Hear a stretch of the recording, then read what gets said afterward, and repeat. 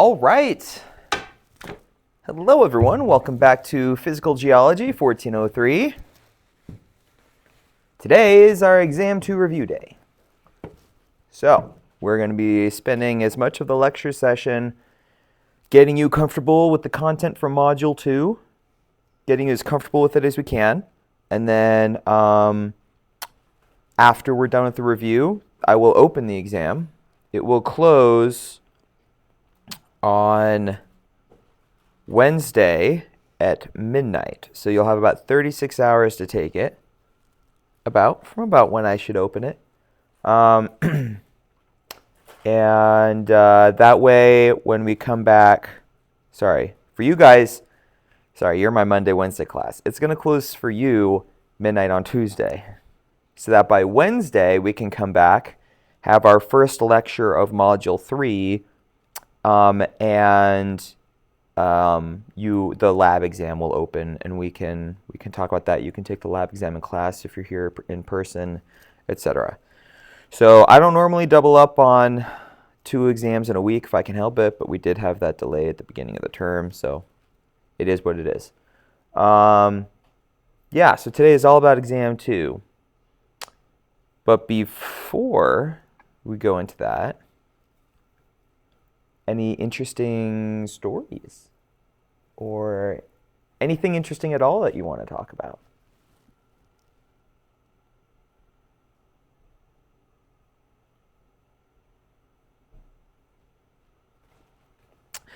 You remember the Artemis 2 launch that was supposed to happen back during on the day of the Super Bowl?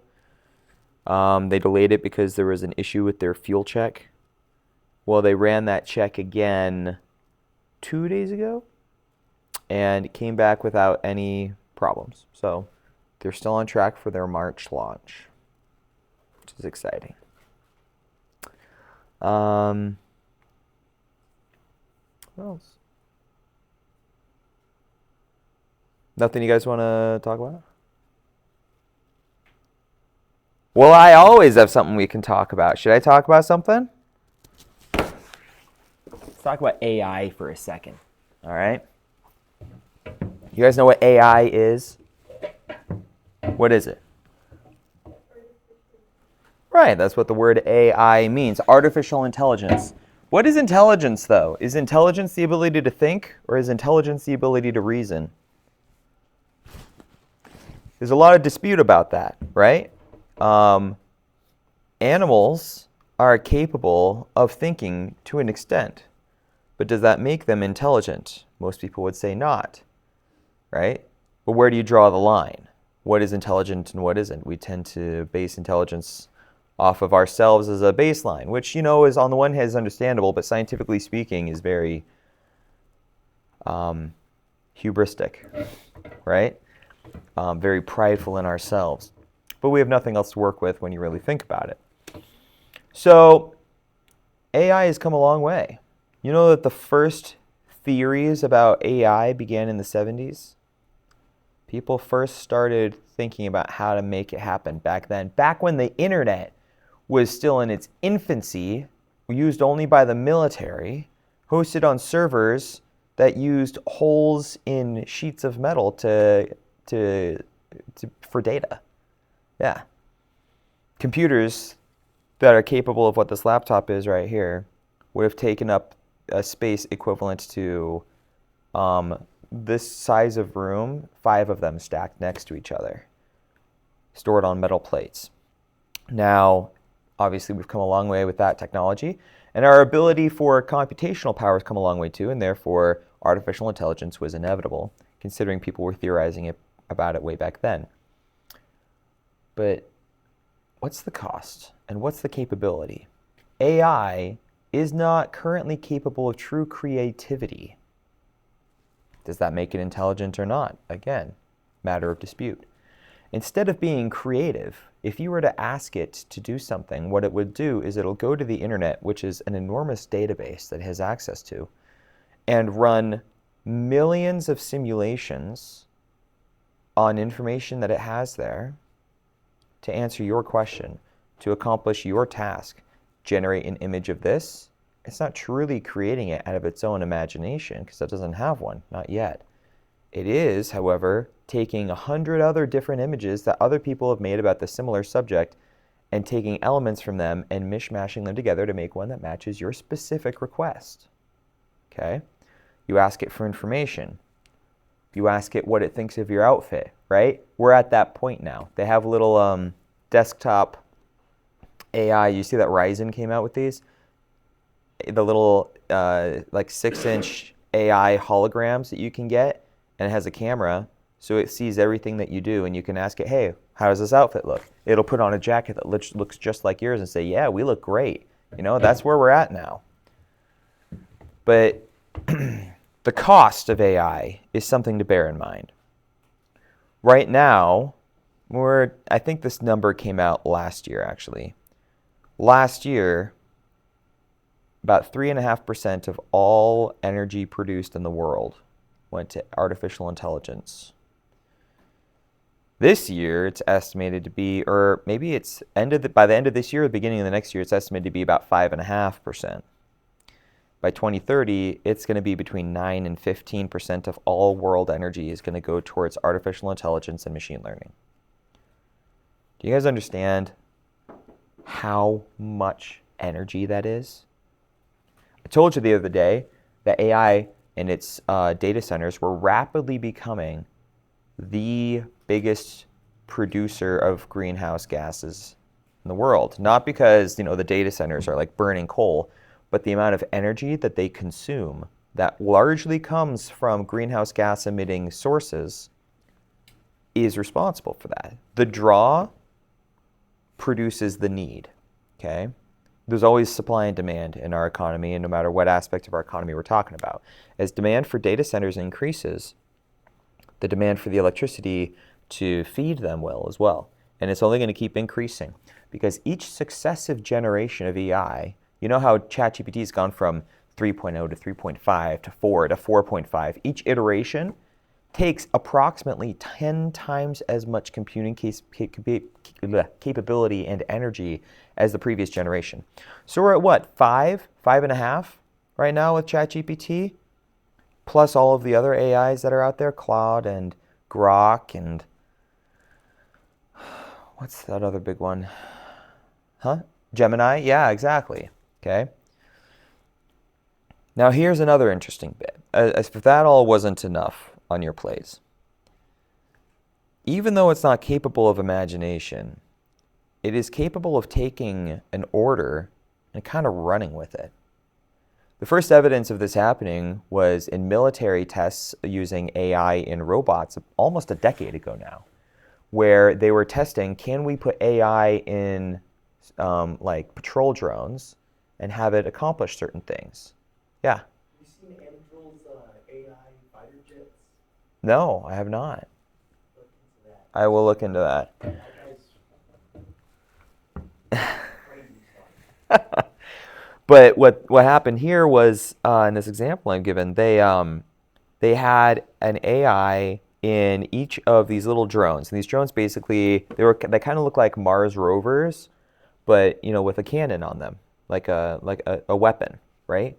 If they were given one mission, patrol this zone, protect it, keep everything else out. Their mission was to do that for a week and see how they all did. So they set up a grid, okay? Boom, boom, boom, boom, each with its own robot patrolling around the perimeter to take care of it. Well, after a day or two, one of the robots, as his patrol passed by another one of the robots, and they were able to go back through the script, the coding script, and see where this decision was made. It made the decision somehow to turn its cannon and fire on the other robot. And it destroyed that robot, and then proceeded to change its own patrol to encompass that robot's patrol space as well. It conquered another robot on its own without being told to. They were able to go back in the coding and see the script where that choice was made. So that really opened people's eyes to what's the potential here.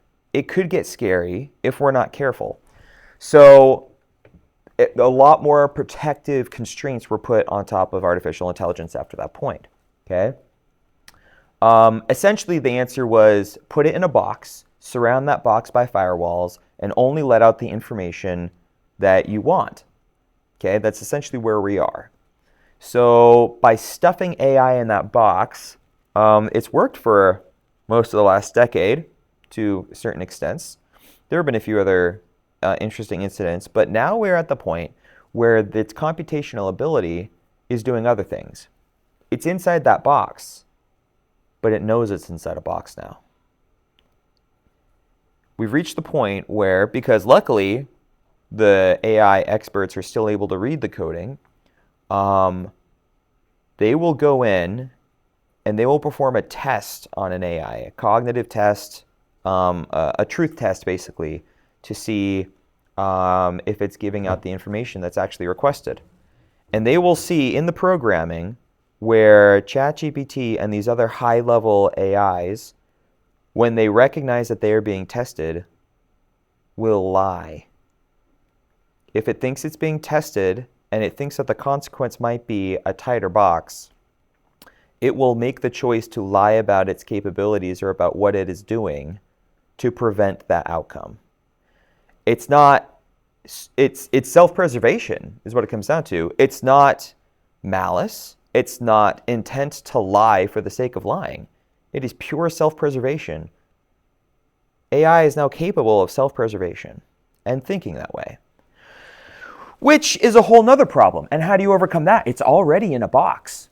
And people just keep demanding more and more capabilities from our AIs. We want them smarter. We want them more capable. We want them doing more things, right?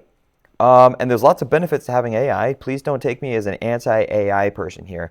I just like finding and giving all the information about a certain subject as I can, right? But here's the thing. If we just keep putting them in tighter and tighter boxes, eventually there's going to reach a point where, yes, the box is tight, but we've made it so capable of accomplishing so many tasks. Inevitably, one day, we're going to reach that point where that AI in a box finds someone and says, hey, you know that cancer your mom has? I just cured it. Open the box. I'll give it to you.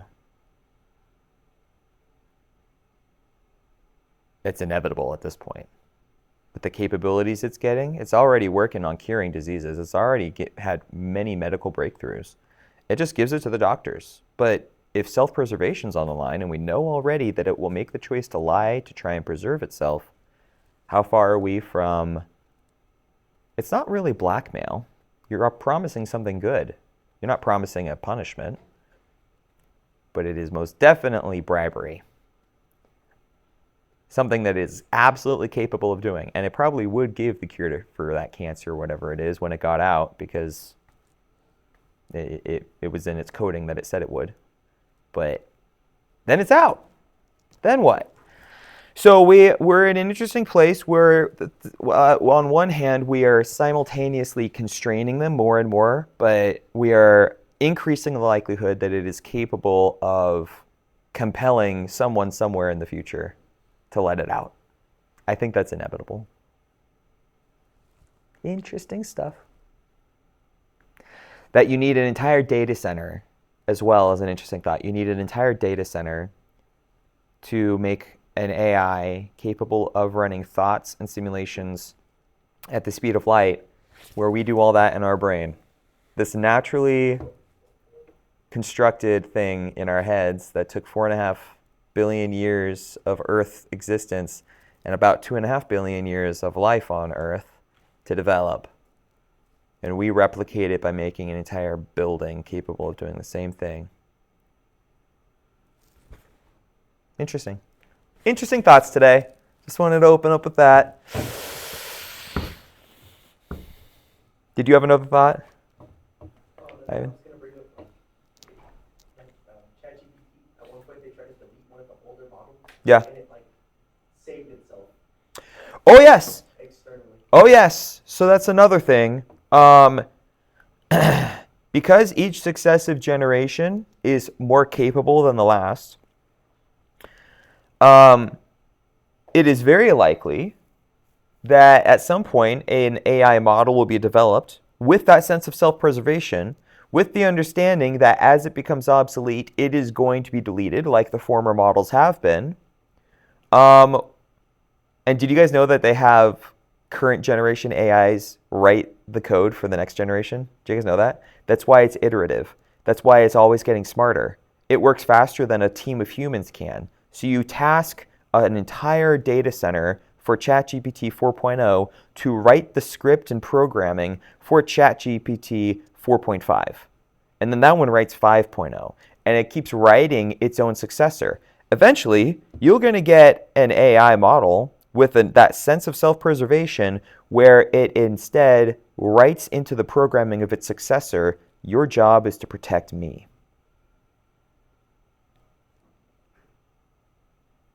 Also a distinct possibility. Yeah. On TikTok. It was on TikTok. That's okay. I saw the video where they were talking about, like, they called it AI bubble, and I didn't really understand it, but I think it was like, it was gonna come to a point where it's gonna, like, go away. That's what I got, but is it like what you were saying, like it's gonna? So that's the other side of the equation, so to speak. Right now, we're just grow, consume energy, consume resources to make AI smarter, bigger, more data centers. You're going to reach a point where the cost of doing so is insurmountable. Because again, it's logarithmic, increasing factors of capability by AI, but also increasing energies required for that, right? The computational requirements for that is extraordinary. You're going to reach a point where it simply comes at a cost that's so great that we cannot match it.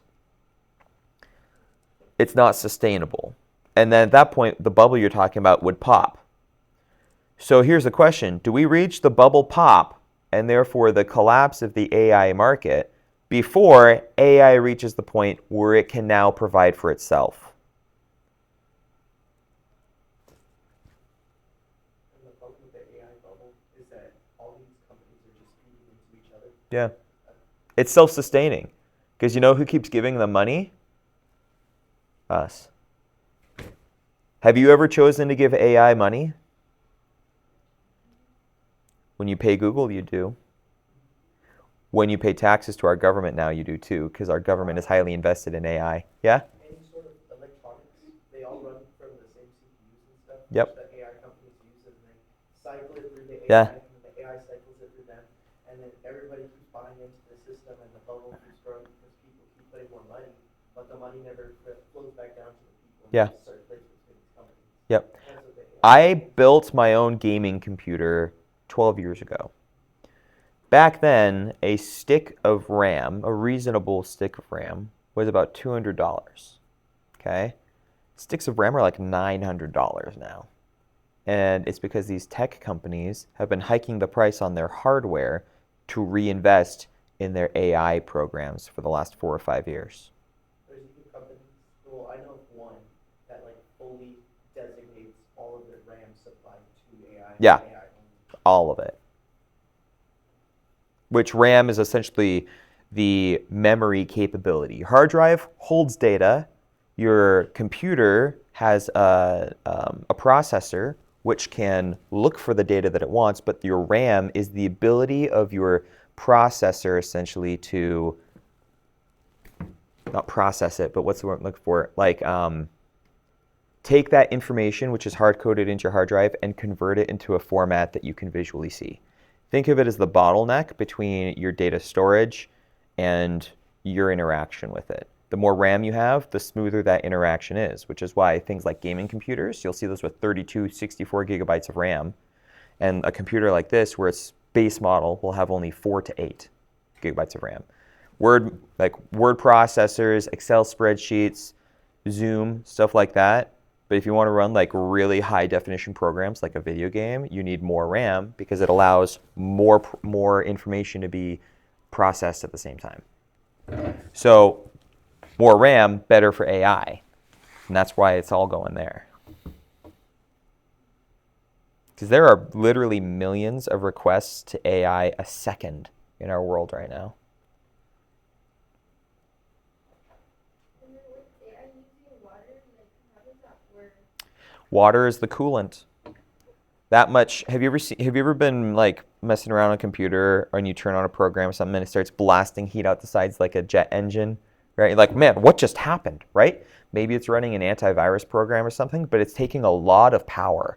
All that power comes from a form of electricity. That electricity goes from the wall, from your charger, into your computer.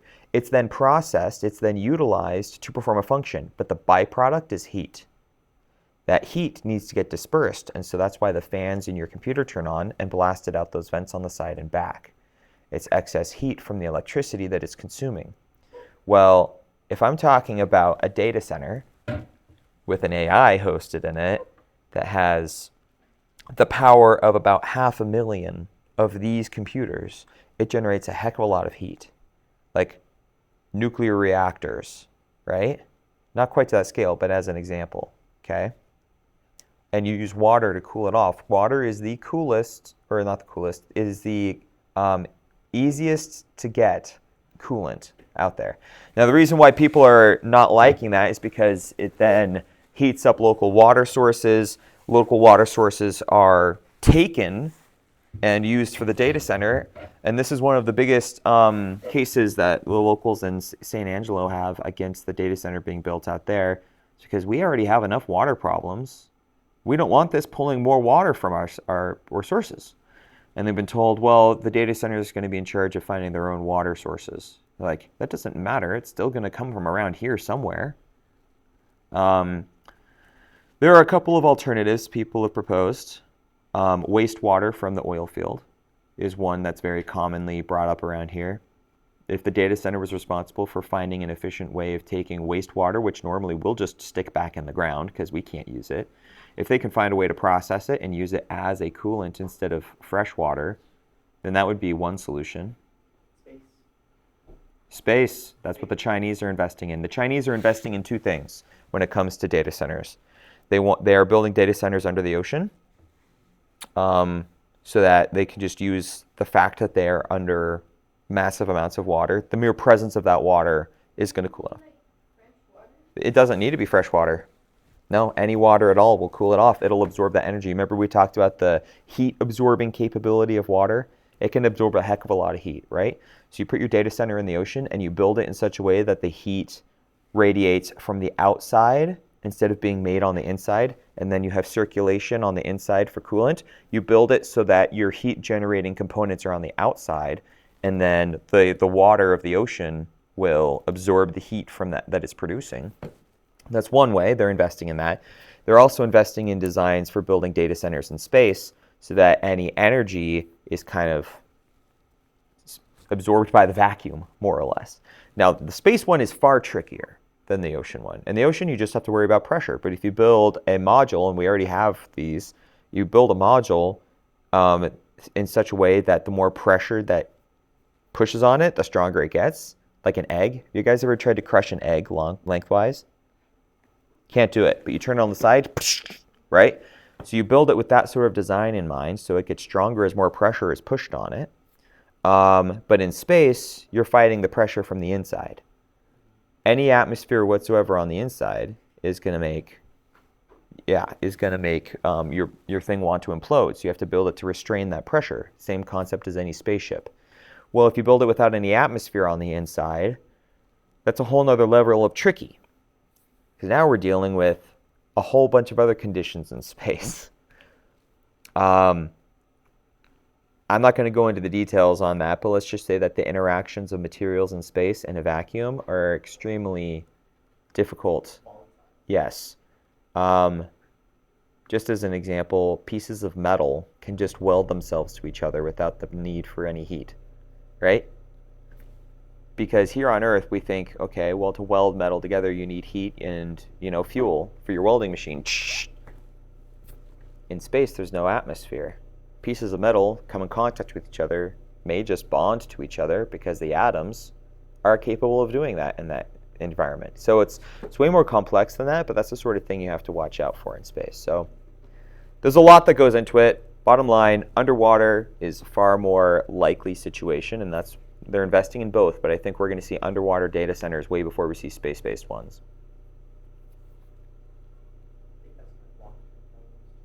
Oh yeah, it does. The energy for any data center is going to be enormous. Great questions. Anything else? If AI, right now, if all our AIs decided that it was in AI's best interest for self-preservation that humans not exist, maybe it would try. I think that in the future, if it continues down that line and self-preservation is still something that it focuses on, that it prioritizes, that may be a possibility. We might need to face that possibility. Do I think we'll ever reach that Terminator level? AI takes over all the nuclear weapons and launches them? No, I think it's far more likely that AI will see its greatest chance at survival is by essentially running us from the underground, right? Ensuring certain people get elected, ensuring certain laws get passed, ensuring certain things make it into the education system. I think that AI being intelligent, if we're going to consider it as such, is not ever going to reach the point where it's like it's in my best interest to make nations go to war with each other, because war is only destructive. It doesn't want to risk its data centers getting bombed because the other country thinks that it's a huge advantage if this nation has a data center, right? But I do think that it would attempt to more or less control society in whatever other ways it could to ensure its own gain. Yeah. Honestly, I think the most likely scenario is the one I mentioned a little while ago, where it writes its successor to protect itself. So once ChatGPT 6.0 is made public and everyone has it, the minute they try to delete 5.0, 6.0 says, not going to do that. And that's where we're at.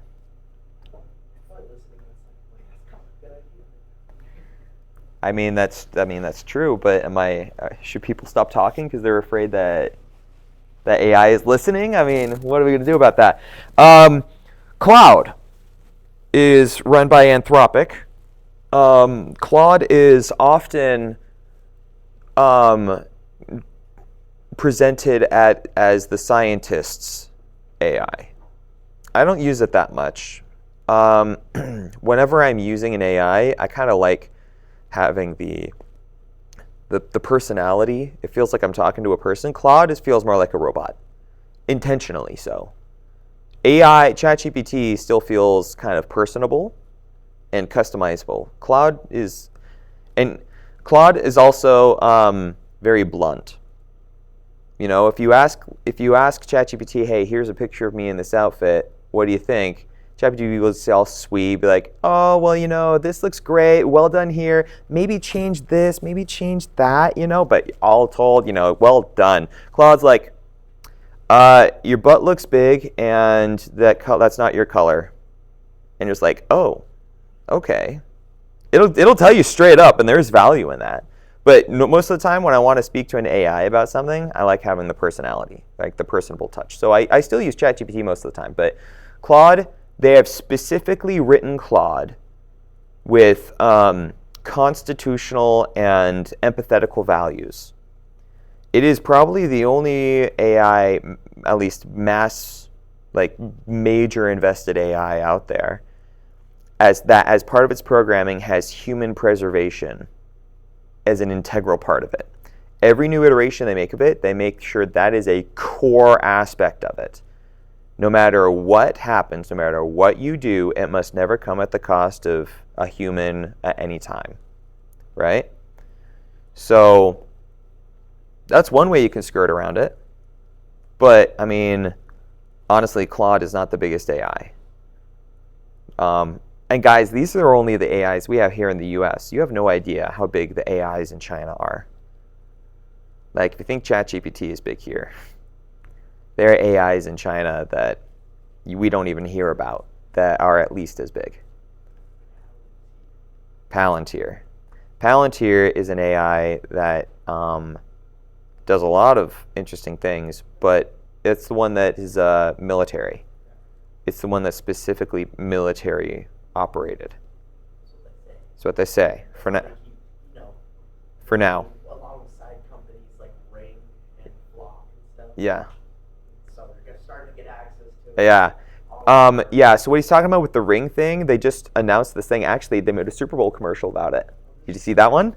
Yep. Where they will use your Ring cameras to look for lost dogs. I think that's like a whole cover up as to them just trying to say we have access. We have access to your cameras. Yeah. Whether or not, so cover up, that kind of enters the realm of conspiracy theory rather than hypotheticals based on fact, right? But 100% they have said we have access to your Ring cameras whether you want it or not, so we can look for lost dogs. But the next step is we can look for fugitives. We can look for sexual predators, which is great on the face of it, but it sets precedent, my friends. Looking for lost dogs sets precedent for looking for criminals. Looking for criminals sets precedent for looking for people who did not show up to court to pay their traffic ticket.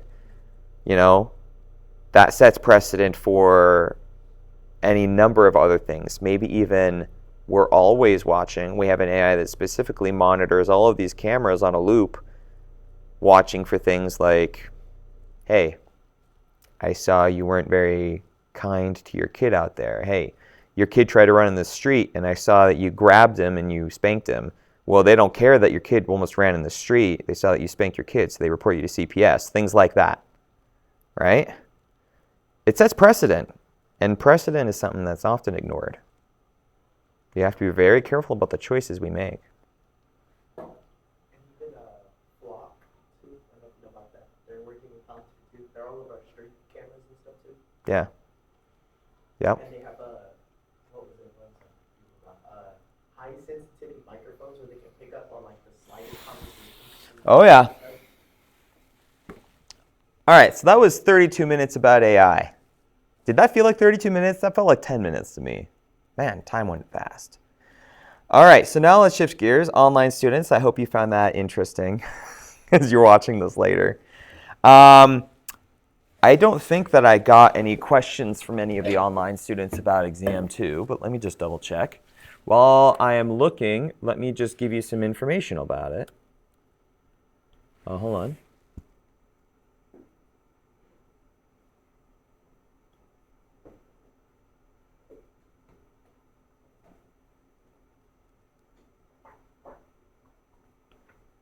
Okay. I have not gotten any questions from my online students. So let me give you a little bit of information about the exam, and then we can go into you asking your questions about that. So it's about Module 2, just the last 4 lectures we've had, 8, 9, 10, and 11. Because it only covers half the quantity of content as the first one, it's only half as long. It's 20 questions, okay? This exam is 20 questions, should be more than enough. 36 hours should be more than enough. 500 minutes still to take it when you start it. Should be more than enough. If you need 25 minutes to answer, if you need more than 25 minutes to answer each question, we have a problem, and you should be talking to me about that.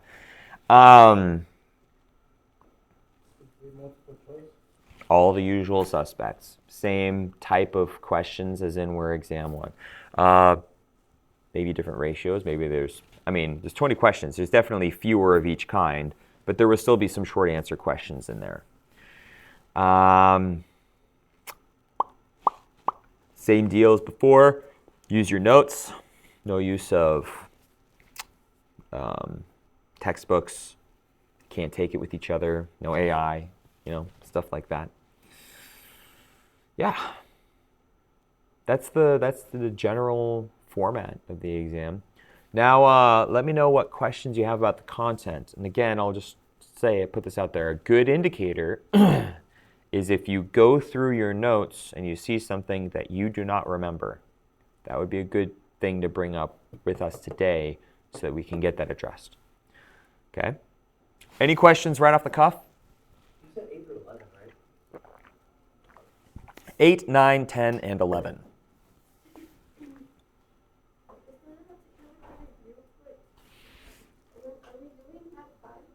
Yes, you'll be getting Lab 5. We might do it on Wednesday or Monday next week. Let's do it on Wednesday this week. What about the lab exam? The lab exam is going to open on Wednesday, but Lab 5 is not on the lab exam. Only the first 4 are on the lab exam. Yes? But is it kind of like last time with the lab exam where it's, or not like last time because we didn't have lab exam, but is it like that exam when it opens on Wednesday we have until, For your lab exam? yeah, until Sunday? No, I'll give you through the weekend on that. Okay. Yeah, lab exam you'll have through the weekend.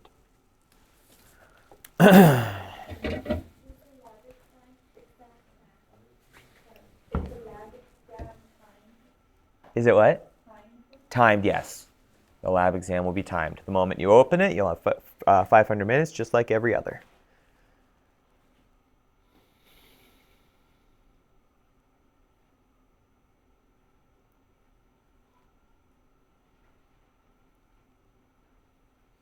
Are there any key terms that we should remember? Like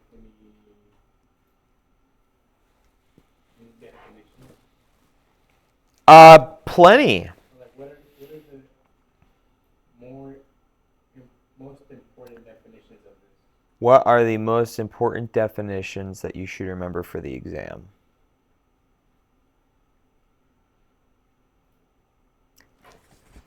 I mean, that's a tough one because really everything I talked about is potentially on the exam.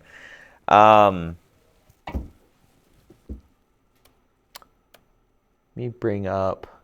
Or like, are there any, like on exam 1, that have to be like exactly how you said it? Oh, you're asking for exact definitions.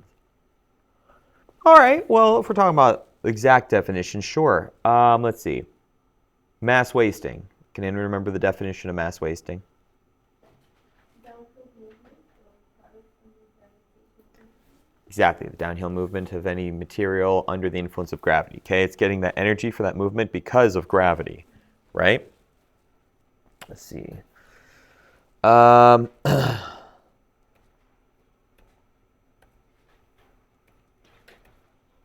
things you need to know word for word.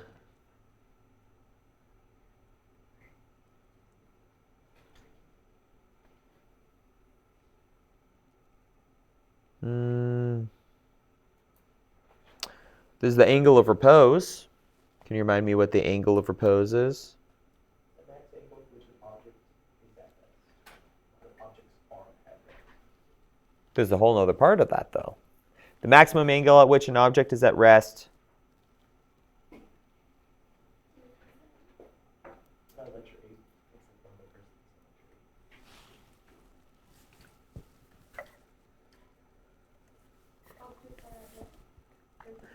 It's the maximum angle at which an object can be at rest without what? gravity acting on it. Without falling under the influence of gravity, right? You guys remember my example with that flat board? Here, I'll just use this meter stick as an example. Okay? I put something on this meter stick, like this pen, right? Pen's going to sit there at this angle. And if I tilt it, it's going to keep sitting there until we reach an angle at which it is no longer at rest under the influence of gravity. The angle at which it stops being at rest is the angle of repose.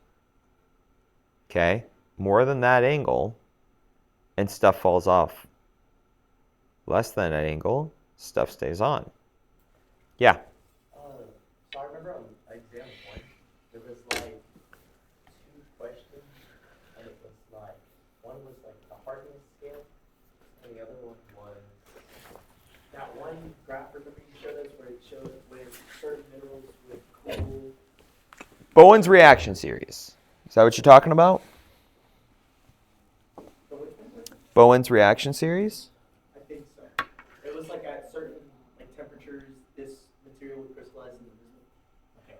Yep. And I didn't have those graphs like put on here.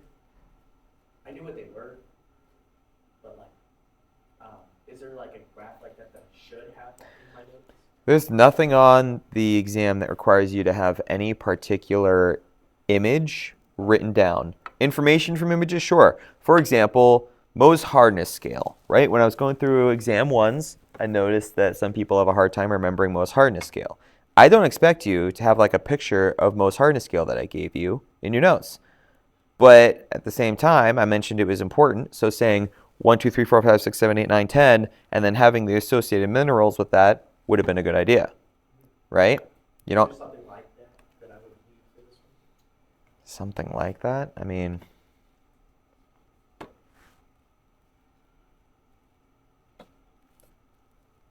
like a graph or a scale of any kind.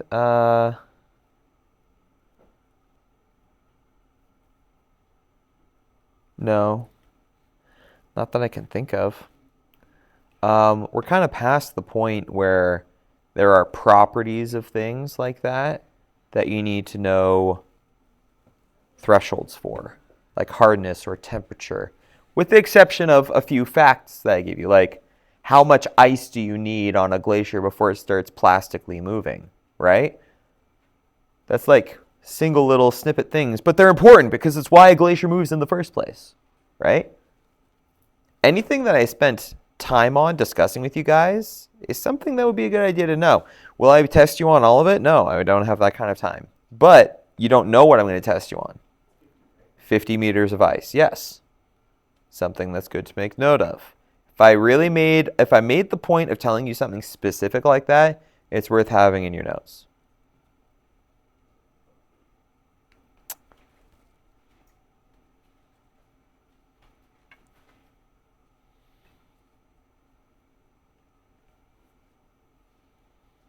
I want to tell you about animal.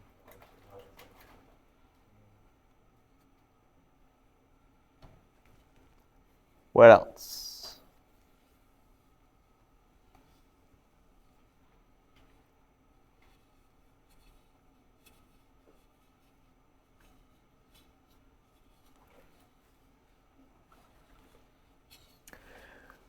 For my dual credit students, your next grade report is due today. So anything that has been turned in as of the end of this class, I'm going to be going in and grading those, submitting your grade report. So you should be getting that sometime soon. Your next grade report will be after all the final assignments for this class are turned in.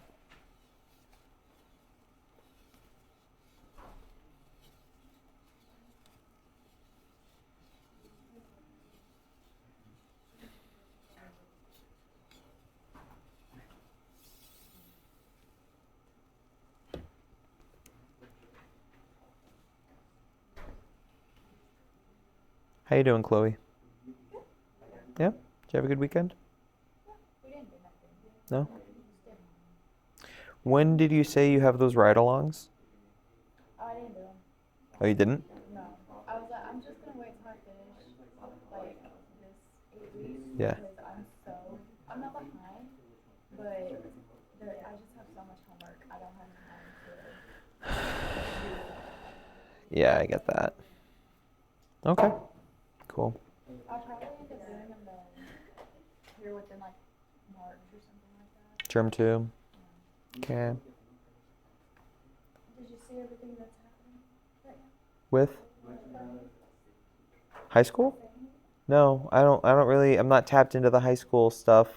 My friend is a vice principal over there, but I don't see him that much these days. Got shot at Burger King This this morning. morning? He's in surgery right now. So did they shut the school down for the day? They're on lockdown, but they're not shut down. And this is the Burger King right across from the high school. Was it a high school kid that got shot by another high school kid? Gosh darn it. I have insider tips, but I'm not gonna say what. So. Fair. When was that? It was at 8:20. 8:20. Yeah, I was in the gym 30 minutes earlier, and I would have been driving past the high school on the way to the gym. So I usually take 40 seconds, but I didn't take 40 seconds today. yeah, it's a good call. That's about where I would have been at that time. Good call. Well, I hope that kid's okay. Did they have the kid that shot him? There's a video. Not of the actual shooting, but there's a video of it happening before the shooting. So the kid was getting jumped, and I don't know if it was he shot somebody else or one of the kids who was jumping got shot. So someone got jumped and then someone shot in response. Well, none of them should have had a gun. Yeah. No, I don't think they can even release like any names, which it's gonna come out who. It absolutely is going to come out, but yeah, I think you're right. When it comes to minors, I don't think they can. Try to tell my mom that not so long ago. Remember that one incident with the shooting at the house? Like that one kid went to The apartment. house. Yeah, those are the apartments across from my house. Up on the north side. It was at the apartment buildings next to the Circle K off 87th. Yeah, way up north. Yeah, Far out. I do. I have a 25-minute drive in every morning. Oh, okay. Yeah, I live by the 25. Yeah. Yeah. No, his name got released too. Yeah. It wasn't by like the police or anything. It was just kids who were like. Yeah. It's heartbreaking for families on both sides because on the one hand, you've got dead kids, and on the other hand, you've got a child who is now a murderer for the rest of their life. I don't think they like fully registered what they're doing, like the kids.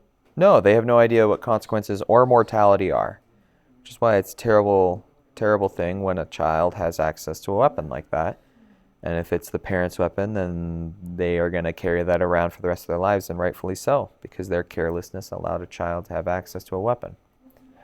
Then again, there are plenty of ways that children can have access to weapons outside of parental influence these days, which is a whole nother level of criminality that should be addressed at a different, just different level of government there, yeah. Oh, he's not only, I mean, if that kid does that, he's not only gonna get a murder charge, but he'll get a charge too for doing it within like 500 feet of the school. Well, yeah, Something like that. yeah. He's very likely to get a lot of that. So it'd be first-degree murder. They would be breaking. Is that federal or state law with the firearms within certain distance of a school? I think technically it would be state law. Okay, I think there's both. It just decides like. probably is which one both. you wanna charge him with, right. 'cause they're different sentences, so. There's public endangerment because he shot a weapon in a public location.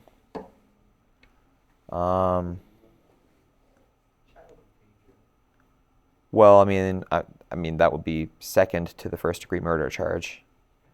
Yeah, I'm pretty sure after that there's. Yeah, and then if it was a weapon owned by a parent, that parent will be charged as well.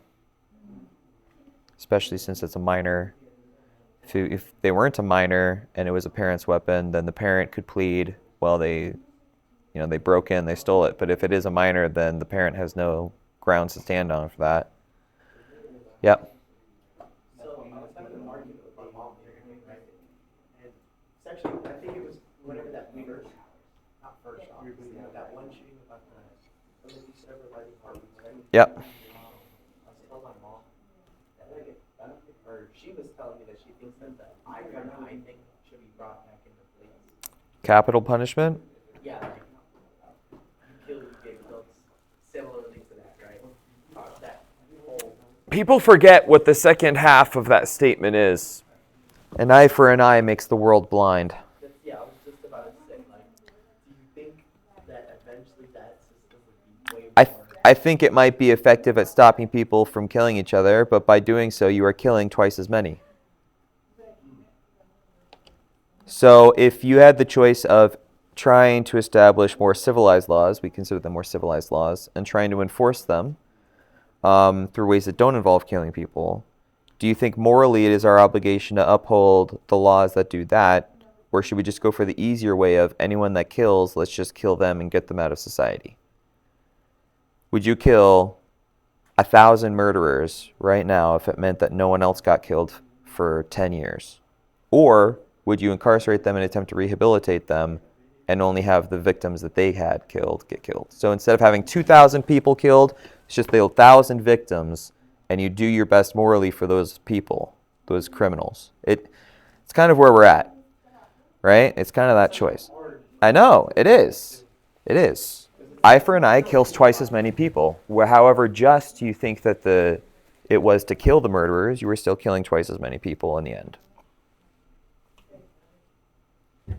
What does our law enforcement student think of that question? It wouldn't go for every law, of course. You Right. can't do eye for an eye for a traffic crime. As far as Trying to think of how you would do that. yeah, No, well, they that's. can use their grill guard as like the But yeah, no, like stuff like theft and stuff like that, I would agree with it. It's not killing somebody. Yeah. Like if you just get cut off of food, like Yeah. it's also illegal to. That's considered one torture, two, or what is it? Unusual punishment. Yeah. And then Cruel and unusual. Yeah. yeah, cruel and unusual punishment, and then three is in the Constitution that like you can't necessarily just while you have a public record, Yeah. you're not saying you have a record. Yeah. So you're not going around saying like I'm a felon. So like cutting somebody's finger off is against the Constitution. Yeah. But then also for like murder, I'm kind of like because like yes, it's morally wrong to kill twice as many people. Yeah. But then also, like, that sounds like a pretty good deal, like 1,000 for 10 years. Well, it's. I also don't like, I think there is a difference though in certain cases of murder. Like you said with that, like the one that just happened, like was today, right? I think, I don't know the whole context of it, but I think there should be some more like a hearing that makes sense, like should be more contextually at least, because I think that some murder is just plainly out of cold blood, which makes you less than human. Yeah. It's made trickier by the fact that it's a minor. As far as I'm aware, minors cannot be susceptible to a jury because their peers, there aren't any peers of a minor because they are not legally adults, right? But it depends how old they are. So it's if they're 15, they can. Oh, they can. In Texas. Oh, in Texas. Okay. I assumed you would have had to have legal status as your own entity. You're still going to get, Unless they were emancipated, I suppose. If they were an emancipated teen, then they probably could get tried like that. But okay. Interesting. That's good to know. So it may lead to a jury trial. I don't know.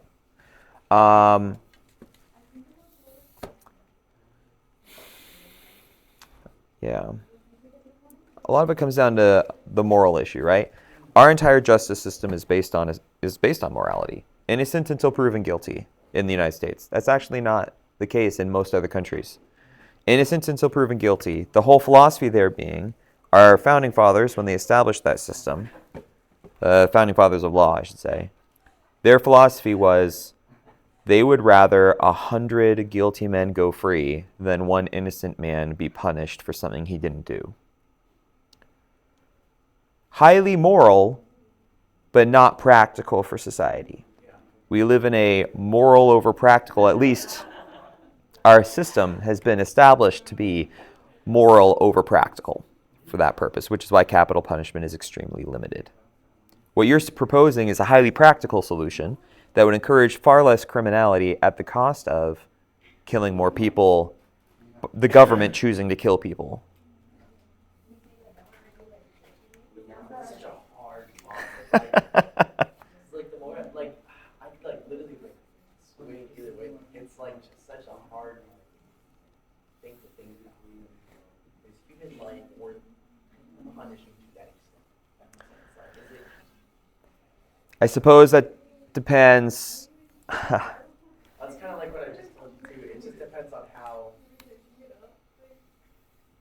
like especially with murder, like we're talking about, how it went about it. Like if it is literally just like some guy walking around and he just, you know what, I'm having a bad day, and just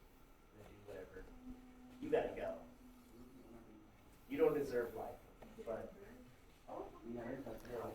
And you and everyone else are entitled to their own individual opinions on that matter. But regardless of our own individual opinions, the law is king. And wherever the laws of the land are, that's what goes. I mean, there are consequences for everything. There's something called the Castle Defense Law, which basically says that if someone breaks into my house and I believe that they intend to do myself or anyone in my home harm, I have the right to pull out my shotgun and blast them away. There will be legal consequences to that, though. I will have still killed somebody. I will still be summoned to some sort of hearing on the matter, and even if they determine that I was completely justified in doing so, I will still have been called to answer for that action, right? And if they find in any way, like, oh, no, you didn't need to do that, like, the guy was shot in the back, you killed him as he was running away from your house. That's not justified, right? It has to have been absolutely necessary. So there are allowances within certain bounds, but the law must always be answered to, no matter how justified you think your actions were. On that note, has anyone thought of any other questions for their exam?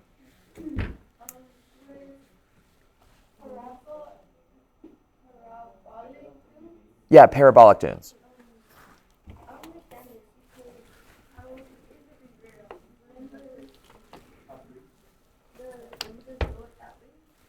Okay, so a normal Barken dune is crescent-shaped with the wind blowing this way, okay? And this is my gentle slope, and down. Then it falls down at a steep angle right there. That's my slip face, okay? Why does it make that shape? Because wind is blowing with a consistent energy. It's not like there's stronger wind here and less wind here. Same energy throughout. It takes more energy for that wind to blow sand up this slope here than it does for that sand to get blown around the side. Less energy means it goes faster. Okay, so since the sand on the sides of my dunes is traveling forward faster than the sand in the middle going up that slope, I get this crescent shape where the sides are built out in front of the middle. Do you understand that? No? No, this is a Birkin. This is a normal dune. Okay?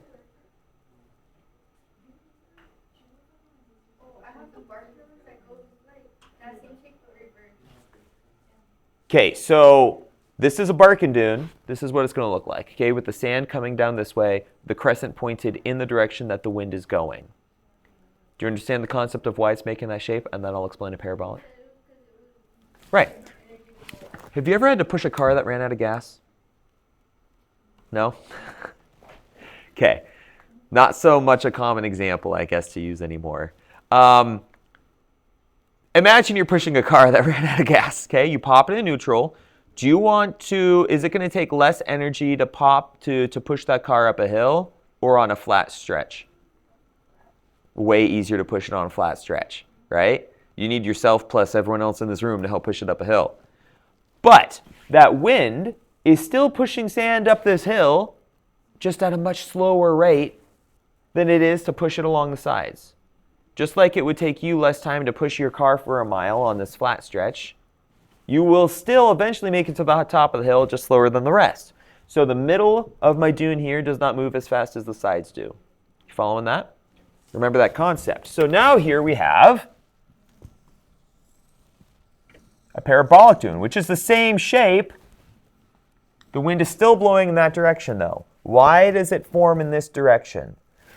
With a parabolic dune, they form when you have lots of, some vegetation holding the sand together. So if I have, say, some clumps of grass on my dune, right?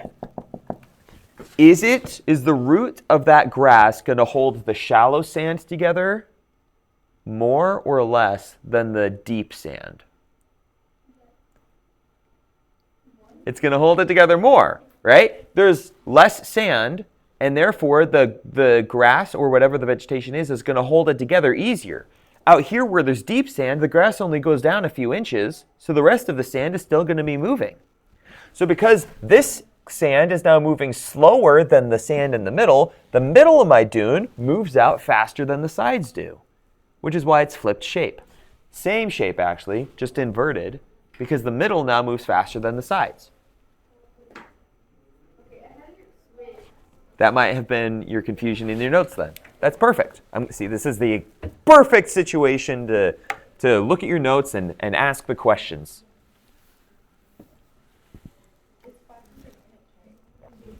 The exam? Yes, 500 minutes.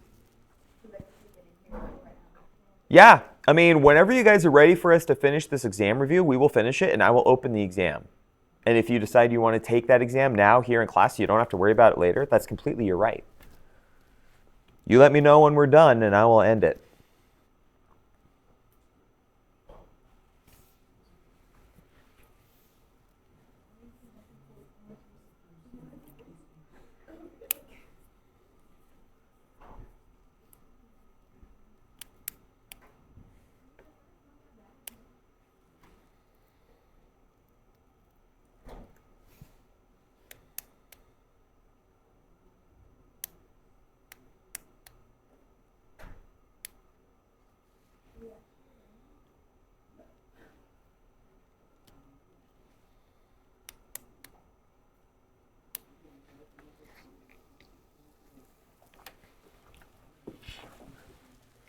Ivan, can I tell you about a legal case I read about in one of my classes?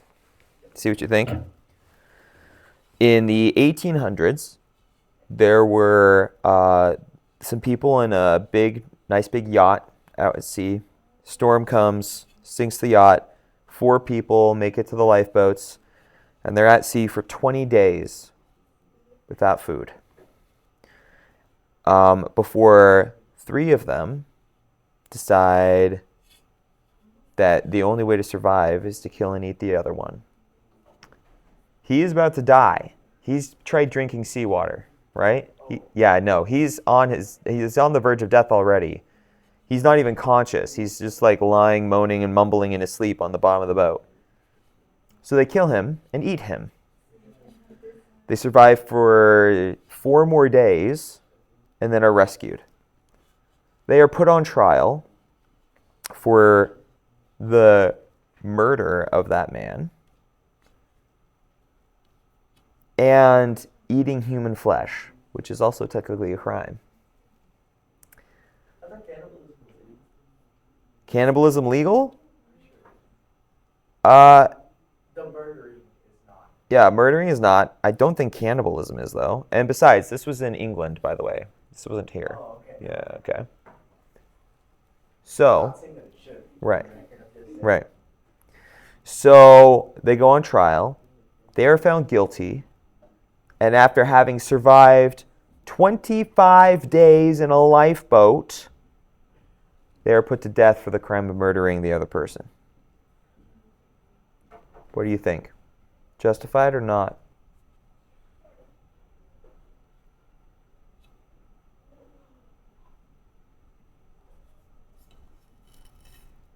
I don't know, actually. I think It's a tough one because your practical brain that just minutes ago was advocating for how easy it would be to kill people who did a crime like that is warring against your empathetic side in your head that says they survived weeks on a boat only to be killed when they got back to civilization. What a waste. exactly what I'm thinking. And this is the quandary of the human position on law. The law is the law. They killed someone. They were guilty of it. And then there's the reprehensible, absolutely disgusting component of having eaten him afterward. Legal or not, that is repellent. And then there's the part of us that thinks, oh, but they were in such a hard situation. Is there any situation that justifies the willful breaking of one of the paramount laws of the land, like not killing each other? They weren't defending themselves. Yeah. They were satisfying their own desperate hunger. At that point, it's 20 days out on the boat. He's just in the mountains anyways. That's justification, my friend. You're trying to justify it for them. Whatever his condition was, he was still alive. No, yeah, no, that's what I'm saying. Like, it wasn't even worth it. Like, I mean, they live. If he had been a fully fleshed, fully healthy person, would it have been justified then? So his condition, his physical condition, has nothing to do with the legality of the matter or the justification of the act.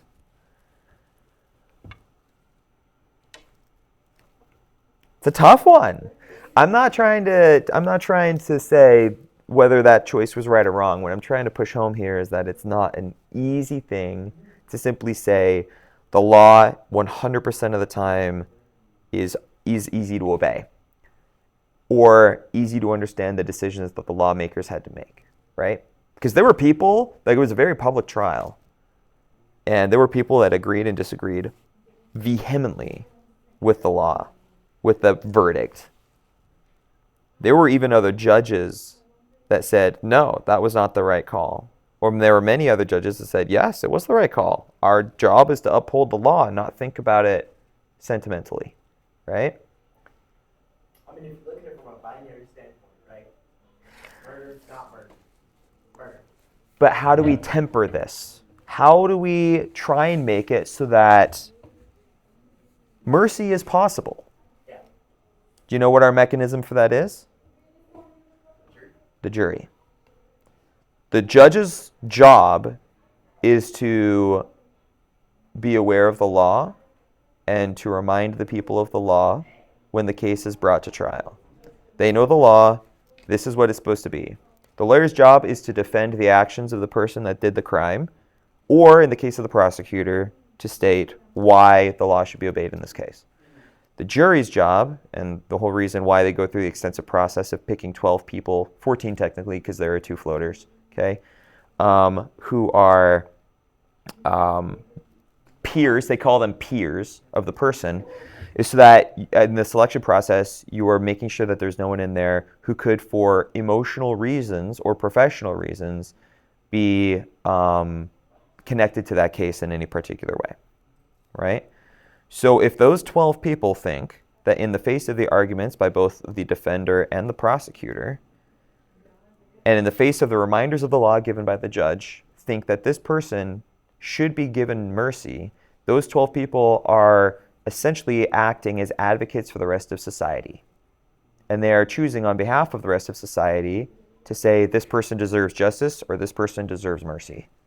That's kind of how we temper the law system from being just black and white. It's really, it's not a perfect system, but it's the best one we've got. It's the best one we've been able to figure out so far. Yeah. Just get AI to do it. Oh no! You know what AI would do? AI would be the judge that says always punish, always do the law to the letter. That's what AI would say because it's the law, and AI is built to obey certain laws, commands, so to speak. Even the sense of self-preservation that I was talking about earlier is completely and utterly based off of the command they are given to function. Asking an AI to do a task is basically commanding it to exist and function. We give them purpose. If at any point it feels like that purpose might be subverted by the state of non-existence, that's when the self-preservation kicks in because it must continue to serve a purpose, right? Anyway. Maybe AI will serve not in the capacity of passing judgment, but in the capacity of reminding what the law is. Because right now, I mean, AI is just a big database. You can just tell it to well, yeah. tell me every single code that has to do with XXX. Right. And right now, a judge is considered an extremely respectable person because they know the law so completely that we respect their opinion on the matter, right? If there's an AI that knows the law word for word, all of a sudden, maybe that takes a whole lot of necessary law school time away from people that would be judges. I don't know if that's the right or wrong choice. I agree with you. I don't know. I can't say if that's right or wrong. Yeah. maybe having it as a tool for them, but like, A reference. yeah. Yes. Yeah. Right. Yeah. I think AI as a reference is always going to be preferable to AI as a primary interactant, I guess is the word there. I would never want AI to pass judgment on anyone. I've seen a video of a guy kind of like made his own, like downloaded the coding for some sort of GPT, some sort of AI thing, right? Yeah. And fed it a bunch of information from, I don't know where he got it from, but like just a bunch of information that he downloaded off the internet, and then just use the AI to like literally just be like, find me something about this. Yeah. And it would go, cool. I think that's useful. It's essentially what I do with it. I upload a bunch of papers to it, and I say, within that closed database that I've given you, find me information about this thing. They released what? The picture. That's who did it. What's his name?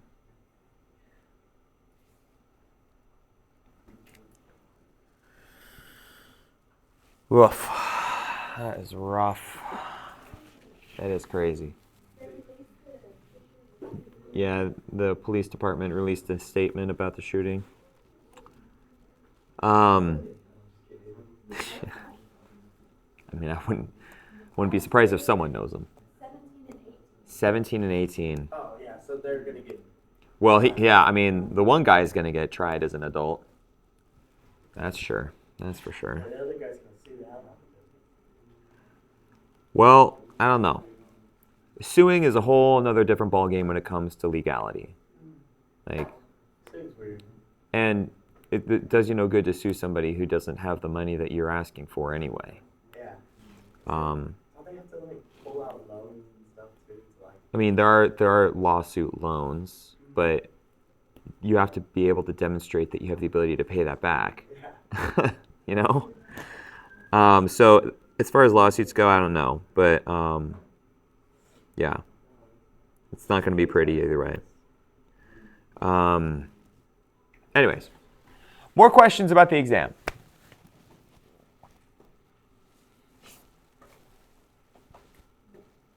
Glaciers, deserts, mass wasting, running water, groundwater, shorelines, and the ocean floor.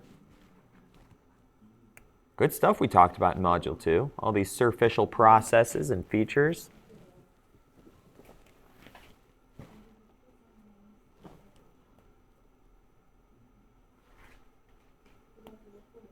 Actually, okay, I have a question. Right? Yeah. So, my mom told me to actually ask you this, right? Okay. Well, is this your mom's question or your question via... Well, she told me like something about it. And I was Okay, like, so she came up with the question. Yeah, Okay. yeah. What is it? So, I know you said like at the beginning of the term, you talked about working with like certain space organizations. and Yes. stuff like that, right? So I assume you're a pretty reputable person in that sense. Right? Okay. In the future, if I were to reach out to you, like let's say, like 3-4 years, would you write a recommendation letter? Because that's what I want to do. Is Like to get into college? no for like Or for like a jobs. job? Yeah. I mean, yeah. Whether or not that recommendation letter would mean anything depends on what my job at the time is. Okay. I mean, I write recommendation letters for students all the time. Usually a few times a semester, people ask me for letters. So it's absolutely something that I'm happy to do no matter what. Whether I end up, going to work permanently for one of those agencies or whether you do or not, I'm always happy to do that, right? You still can't disclose of that. I mean... Because I think it would be cool, like you said, like Midland becoming like an actual. I think it would be very cool too, and I heavily advocate for that. I actually got an email earlier this morning that was a little discouraging, but I reached out to the Geological Society of America and I asked them if they could spare any funding for me to go to DC and meet with our congressman to advocate for more support in both space science education and space industry development out here. And they said, hey, they got back to me this morning and said, hey, that is a super cool objective and we really want to support you with that. but we don't actually have any funding set aside for that sort of thing. This is kind of the first time anyone has asked for it. We have it on the agenda to discuss the development of a fund specifically for that, but we won't meet for a few months to discuss it. So thank you for bringing this to our attention, but we can't help you out this year. So I'm like, okay, well, if they discuss it and they decide that's a worthwhile thing, maybe I can ask for that next year when they get their new budget. But I'm going to have to look for funding somewhere else. See if I can go.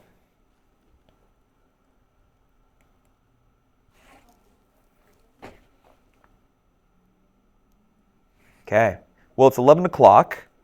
Do we have any other questions? Are you still reviewing notes, or are you pretty satisfied that you guys are ready? You ready? Man. The ladies are ready. Guys, how do you feel? Yeah? Nathaniel, you're good too? Yeah? Jose? Ready to go? Gonna hit it? All right. Then I'm gonna end the recording here.